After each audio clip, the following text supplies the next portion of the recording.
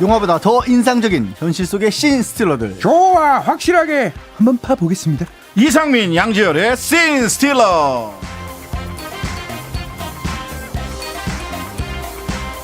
한 주 동안 정치권 화제 인물을 만나보는 씬 스틸러, 양지열 변호사, 이상민 크리에이터 두 분과 함께합니다. 어서 오세요. 네, 안녕하세요. 네, 오늘은 두 분이 같이 등장을 하셨어요. 예. 순간적으로 어떻게 그렇게 바꾸죠? 그러니까요. 야. 그 이번 주에 윤 대통령과 우리 한동훈 비대위원장 봉합열차, 미봉열차라고도 얘기를 하던데 하셨어요. 열차 안에서 한 비대위원장님 예, 말씀 좀 많이 나누셨어요? 열차에서 민생 지원에 관한 얘기를 나눴습니다. 그것만? 정치는 역시 민생 아니겠습니까? 그것만? 예, 뭐 많은 민생 얘기 나눴죠. 그럼 대통령과의 갈등은 이제 다 해결이 된 겁니까? 저는 그렇습니다. 저는 대통령님에 대해서 깊은 존중과 신뢰의 마음을 가지고 있고요. 그게 변함이 전혀 없습니다. 대통령님도 저도 민생을 챙기고 국민과 이 나라를 잘 되게 하겠다는 생각 갖고 여기까지 온 거 아니겠습니까? 그러니까 예, 갈등이 저는 해결이 됐냐고요. 사실 해결이 됐다라기보다 뭐 봉합이라고 아까 미봉이라는 얘기도 했지만 만나서 얘기를 나눌 수 있는 시간은 없었다고 해요. 거기 이제 주변에 여러 사람들 다른 사람들도 많이 있었기 때문에. 아니 뭐 상인들을 만나지도 않았는데 두 분이 깊이 얘기 좀 하시지. 근데 열차 안에서 사람 그래서 이제 일단 한동훈 위원장이 그 자리에 가서 기다리고 있다가 만난 걸로 두 사람이 더 이상 문제를 키우지 않는 쪽으로 갔다. 이렇게는 다 보는 것 같아요. 네. 윤 대통령님. 네, 왜 불러요? 뭐 기차 같이 타고 가자 뭐 이렇게 얘기를 기차가 하셨던데. 아주 빨라. 네, 그래 질문이 뭐였죠? 그래서 완전히 대화를 하면서 다 그 앙금을 털어내셨냐. 아니 이번 주에 그 동훈이라고 그러면 안 되지. 그 한동훈 위원장이랑 같이 서천시장 화재 현장을 같이 둘러봤습니다. 한동훈 위원장이 저한테 열차에 그 자리 있습니까? 막 숨어 헐떡이면서 묻길래 제가 그 같이 올라가자 그렇게 얘기했던 거고요. 뭐 근데 뭐 다른 질문 없습니까? 그 대통령실에서 나온 그거 보니까 사진 보니까 어깨를 툭 치는데 악수를 하고 서로 눈을 안 마주치시더라고. 아니 그거 안 봐도 척하면 척이죠. 아니 뭐 제가 어제는 그 의정부에 있는 전통시장도 찾았는데요. 네. 그 설 명절을 앞둔 전통시장에 다시금 온기가 돌 수 있도록 정부가 적극 지원을 아끼지 않겠다 이렇게 상인들에게 말씀드렸잖아요. 지켜봐 주세요. 아니 거기 어묵 진짜 맛있게 드시더라고. 떡하고. 맛있던데 거기. 추울 땐 어묵이지 뭐 이러시면서. 추울 땐 역시 어묵이야. 뭐 드시는 거 하나는 확실하게 보여주시니까. 그러니까요. 군침이 도네 거. 부대찌개 드시고 뭐 그러셨다는데. 한잔 해야 되는데. 서천에서도 같이 그 상인분들이랑 좀 시간을 좀 보내셨으면 어땠을까 하는 아쉬운 마음이 있어요. 그러니까 사실 그 부분을 많이들 지적을 해요. 할 수밖에 없죠. 뭐 사실 피해 상인들이 있는 줄 몰랐다라고 얘기를 하고 있긴 합니다만 이유가 어찌됐든지 간에 정작 당사자분들을 만나지를 못했고 그리고 대통령실에 아까 얘기를 했지만 사진 얘기를 하셨는데 대통령실에서 이제 사진 뉴스들을 다 정리해서 올리지 않습니까? 네. 거기 보면 피해 상인들이 아니라 한동훈 위원장 사진이 더 많이 보이거든요. 그러니까 대통령실에서도 갈등을 봉합하는 쪽에 더 무게를 둔 거 아니냐라는 말이 자연스럽게 나올 수밖에 없는 무대요, 거고. 무대? 서천 화재 현장이. 그거를 무대로 삼아서는 절대 안 될 곳이었죠. 거의 300곳 가까운 상가들 중에서 250여 곳 정도 80%가량이 불에 탔다고 하지 않습니까? 거기 좀 생업을 잃으신 분들이 있는데 그게 무대가 돼서는 안 될 곳이었기 때문에 그래서 좀 부족하다는 거고 또 한편으로는 봉합이라고 하기에는 이 두 사람의 갈등을 주셨던 가장 큰 이유가 김건희 여사와 관련된 부분이었는데 그렇죠. 그거는 사실 해결된 게 없잖아요. 자, 그 야당에선 재난 현장을 이용한 윤석열 한동훈 브로맨스 화해쇼다 이렇게 비판을 했는데 한동훈 위원장은 또 한 말씀 하셨더라고요.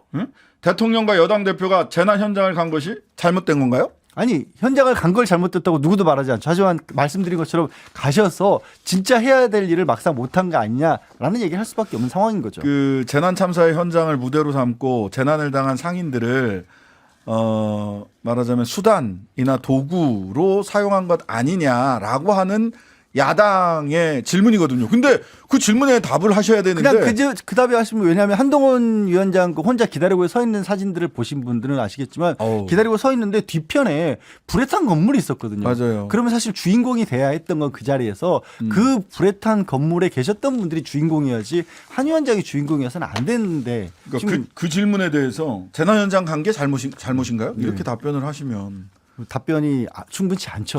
예. 그걸 물어본 게 아니죠. 가셨으면 어떤 일을 했어야 되느냐라는 걸 추가적으로 물어본 거죠. 그러니까. 자, 안철수 국민의힘 의원도 이거 굉장히 부정적으로 판단을 하셨네. 안좋습니다. 여당 대표가 함께 나와서 시리에 빠진 국민들이 도움을 받을 수 있겠다는 생각을 하게 한 것은 굉장히 잘한 일이라고 봅니다. 그러나 민주당에서 모든 사안들을 자꾸 쇼라고만 그러지 마시고 앞으로의 행보가 중요합니다. 앞으로 당정 관계가 건강하게 헬시하게 흘러가고 공천에서 노이즈 잡음이 없는지 보고 판단해서 발언해도 늦지 않는데 사실 조금 조급해 보이는 건 사실입니다. 네. 민주당에 대한 비판이었군요. 제가 잘못 알아들었었네요. 민주당에 대해서 비판을 하셨군요. 실망입니다. 아이고, 알겠습니다. 자, 민주당에서는 이관섭 실장, 비서실장을 한동훈 비대위원장 사퇴를 요구했다는 이관섭 실장을 당무 개입으로 고발한다 이렇게 얘기를 했어요. 이재명 대표 이거 어떻게 하시겠다는 건가요? 예, 모든 국정의 중심은 국민이라는 대통령은 국민과 소통하기는커녕 영부인 의혹 은폐, 노골적 당무 개입, 선거 개입에 앞장서고 있습니다. 대통령에게 촉구합니다. 부당한 정치 개입, 선거 개입을 당장 중단하십시오. 정치에서 손을 떼고 민생, 경제 살리기에 집중하시길 바랍니다. 자, 근데 국민의힘에서는 1호 당원이 의견 못 내냐 이렇게 얘기하시거든요. 이거 법상 문제가 있는 게 맞습니까? 어떻습니까? 민주당 의견 검토 좀 해주세요. 왜냐하면 이 얘기가 나온 지금 1호 당원으로서 의견을 내신다라면 네. 바깥에 있는 제3자로서 예를 들어서 언론을 통해서 여당이 좀 비정상적으로 운영이 되고 있는 것 같아서 이 대통령실에서 보기에 좀 그러지 않았으면 좋겠다 이렇게 얘기가 나왔다라면 네. 의견 제시 정도 수준이 네, 될 것인데 비서실장이 당사자를 직접 만났어요. 그리고 이건 민주당이 문제를 제기한 게 아니라 사실 한동훈 위원장이 문제 제기를 한 거라고 저는 보거든요. 그러니까 이관섭, 윤재옥, 한동훈 셋이 만났는데 셋이 만난 자리에서 나왔다는 얘기에 대해서 한동훈 위원장이 언론에 사퇴를 내가 거절했다고 했거든요. 사퇴 요구를. 네, 네. 그 얘기는 다른 사람이 한 게 아니에요. 그게 얼마나 문제가 있는지를 누구보다 잘 알 수 있는 한동훈 위원장이 그렇게 얘기하는 바람에 논란이 생긴 거거든요. 네. 그래서 오히려 민주당 같은 경우는 그 논란은 한동훈 위원장이 만들어낸 거고 민주당은 대통령 비서실장이 요구를 했기 때문에 그럼 네. 대통령의 지시에 따른 거라고 봐야 되냐. 그래서 대통령까지 문제가 있다고 지적할 거냐 아니면 그 부분은 명확하지 않으니까 일단은 대통령 비서실장만 이걸 문제 삼을 거냐 여기만 지금 고민하고 있는 걸로 알고 있습니다. 그러니까 선거에 공무원이 부당한 영향을 끼치면 안 된다 이 조항인 것 같아요. 그거를 가지고 수사를 해서 이제 박근혜 전 대통령 같은 경우가 공천 개입이 문제돼서 징역 2년형의 실형을 선고받았거든요. 그리고 수사를 담당했던 게 윤석열, 한동훈 두 분이란 말이에요. 네네. 그분이 이제 특검에 있을 때 이런 수사를 했기 때문에 그걸 모를 수가 없지 않느냐. 검사였던 한동훈 위원장이. 근데 뭐 구체적으로 그때 이제 보면 박근혜 전 대통령 같은 경우는 공천을 누구를 해라 마라 뭐 그다음에 누구를 공천할 건지를 놓고 여론조사를 청와대에서 돌린다든지 이런 구체적으로 행위가 있었잖아요. 근데 그거를 이제 그걸 고민할 거죠. 그러니까 네. 근데 다만 여기는 지금 비대위원장은 사실상 여당 대표고 네. 공천관리위원장도 맡고 있죠. 겸직으로. 그러니까 이분을 물러나라고 한 것이 과연 그런 구체적인 행동이라고 될 거냐. 그러니까 결국엔 사퇴 요구라고 하는 게 얼마나 직접적인 그런 어떤 행위로 볼 것이냐. 여기에 좀 달리지 않을까 싶어요. 그러니까요. 구체적인 행위냐 아니면 진짜 뭐 두루뭉술하는 그냥 의견이고, 그러니까 대통령실에서 또 이렇게 얘기를 했어요. 예. 그렇게 요구한 건 아니고 세 사람이 얘기를 하는 과정에서 의견이 틀어지다 보니까 그게 이제 과장되게 표현이 된 것 같다. 아니 그 오늘 신문을 언론들 보면 그 대통령실에서 열받았던 게 두 가지 포인트인데 하나는 외부로 알려졌다는 거고 그다음에 하나는 이관섭 실장이 딱 오자마자 한동훈 비대위원장이 이거 언론에 나온 거 그대로 말씀드리는 한동훈 비대위원장이 대통령이 저 자르라고 하시던가요? 아, 대통령 의견인가요? 이런 식으로. 대통령 의견인가요? 라는 거를 먼저 얘기를 했다는 거예요. 즉 대통령실에서 누군가 한동훈 비대위원장에게 대통령의 의중을 먼저 알려줬다. 이렇게 대통령이 그 부분에 대해서 굉장히 경로했다라고 언론에서는 또 분석하는 기사가 나오기도 했어요. 또 언론에 보면 이런 얘기도 그 전에 나온 게 있어요. 지지를 철회했다라는 네. 게 언론을 통해서 네. 알려졌으니까 그게 대통령실에서 알려준 것일 수도 있지만 한동훈 위원장이 이제 언론 뉴스를 보고 그거를 가지고 간접적으로 물어봤을 수도 있어서 그러니까 그런 어떤 여하에 따라 얼마나 직접적이고 구체적이냐에 따라서 좀 달라지겠죠. 그러니까 이전에 장제원 의원이 최초의 대통령실을 만들 때 직접 관여를 많이 했다고 했거든요. 근데 이제 장제원 의원 관련된 행정관이나 이런 사람들을 싹 왜냐하면 대통령의 의중이나 정보가 자꾸 장제원 의원한테 간다라고 했는데 대통령실에서도 친한 한동훈 한핵관이 있는 게 아니냐라고 하는 것 때문에 대통령이 많이 열이 받았다. 아, 직접적으로 그걸 알려준 사람이 따로 있어서. 그렇지 않고서야 어떻게 먼저 한동훈 비대위원장이 대통령 뜻입니까를 대통령이 저 물러나라고 하든가요? 라고 물어볼 수 있느냐라는 그것 때문에 열이 받았다라는 언론 보도가 있었습니다. 예. 자, 김건희 리스크 이 관련해서 아직 갈등이 그대로 남아있다라는 거잖아요. 네, 그렇죠. 예. 그러다 보니까 이 김무성 전 대표 한 말씀 하셨네요. 김무승입니다. 오늘 아침에도 뉴스를 보니까 김건희 여사께서 전해지는 말로 상당한 수준의 사과 발언을 지금 하고 계시거든요. 기왕 그렇게까지 언론에 보도가 될 정도면 그냥 깨끗하게 사과하시면 국민들 마음에 수용될 수 있다고 생각됩니다. 국민들의 마음은 마치 우리 부모님의 마음 같아서 다 받아들여야 되게 돼 있는 겁니다. 어우. 이상입니다.